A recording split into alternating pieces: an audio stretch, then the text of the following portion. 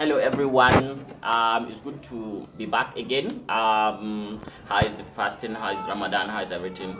I hope everybody is living his best life. And today I want us to talk about what is happening with us in northern Nigeria with our crisis of kidnapping, terrorism, banditry. A lot has been wrong. And, in the past couple of decades, in the last 2 decades, I would say our security situation has always been deteriorating, and frankly you cannot just take your mind off why this has happened. A lot of people would say that our population has exploded and that we have not progressed economically in such a way that we can cater for the basic needs of our people, and I believe, yeah, that also is true. There is something along that line that is happening, but then I also want us to look at it a little bit differently, with an open mind. I believe there has never been, in the history of the world, there has never been an urban settlement, where, people, enough of them are living in that place, and then there is poverty, there is penury. Wherever there is, an urban setting and there is penury, there is poverty, then there must be crime. In fact, the relation between crime and poverty is correlational. Wherever there is crime, there will be wherever there is poverty, there will be crime.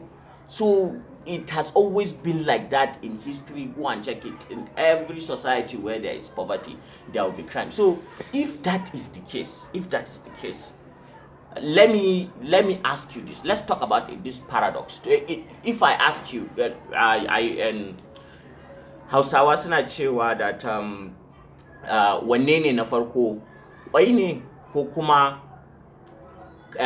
kazan ne? In ka ce kwai ne farko, to wani kazan ne ta yi kwan? In kuma ka ce kaza ne, to ta wani kwan ta fito? Essentially, this is a paradox that in Hausa is being asked, and it's like asking which one came first. Is it the chick or the egg? If you say it's the egg that came first, then which chicken laid that egg?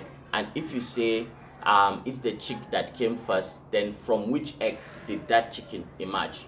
Now, this is the paradox of crime, and it applies to what is happening to us in northern Nigeria, because it's not possible that you are starving, yeah, you have no hope of getting what you need legally, and there is this boom of population of young people with their desires, and the societal pressure to probably to try to make ends meet, but there is no enough legitimate means for you to have a little bit of space to make that social mobility.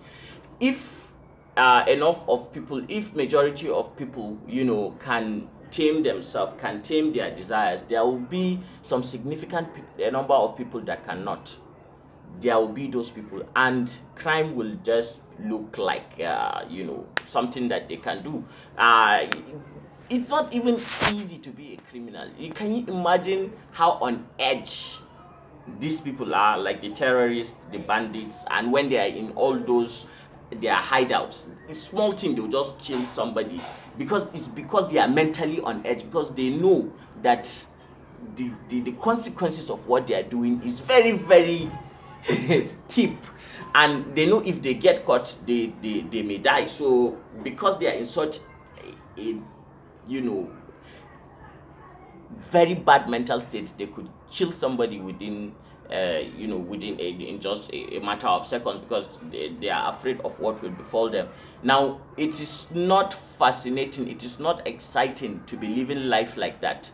There is another saying in Hausa that halal neman halal da wuya, and sai barawo ya ce neman haram ta fita. What I'm trying to say essentially is that how do we tackle this? Are we putting the cart before the horse, or we are putting the horse before the cart, essentially? Because we know Yeah, we know that bad government policies, taking over decades, have rendered us, poor. We are poor people in this country. We just have to tell ourselves the truth. Yeah, our elites can pretend that they are rich and they can come within us and, like, they can flaunt their wealth in the eyes of, a poor population. And then, but our elites are nothing when they go to other countries, because they cannot beat their chest and say they come from a, thriving or rich country. It's disappointing. It's unfortunate, but that is our reality. That is our reality, and that is what we have to live with. So, in essence, what I'm trying to just say is that hey, the solution to the paradox is for us to tell ourselves the truth. We are poor. It is poverty that is ensuring that this crime, has been, yeah, it's not reducing, like the amount of bombs, military hardware, all those things, more recruitment into the police, into the army, into all that. Perhaps that is not the best approach. It is important, don't, but perhaps that should not be the only approach. I mean, if the government can, do the hard work and ensure that, poverty goes down, people are no longer poor, people are no longer desperate, then naturally crime should go down with the poverty. That should seem like uh that should be the approach. Unfortunately, that is obviously not, because if you look at our budget, you know where the money is going, you know what the government strategy is, you know where a 1 trillion naira or more is being put consistently in the past decade into security. Now, essentially, what security is when you want to, fight crime. Usually, people who are from a criminology background, they try to target two things. You either target the intention, which is the most effective way of tackling crime, or you deny the opportunity. So, for crime to happen, intention and opportunity must be present at that time. No matter how criminal you are, with and have criminal intent, if you are not presented with the opportunity to commit crime, you cannot commit the crime. Okay? And then, no matter the opportunities that are presented to you to commit crime, if you do not have the intention to commit crime, then crime will not happen. So essentially, what I'm saying is that perhaps our real problem, our real problem, is not, as people used to say, okay, extremist sheikhs who come and, give people false, prophecies, or people who say that our youths are no longer disciplined, or their parents have abandoned their, moral responsibility to inculcate good habits into their children. Perhaps that is where the problem is coming.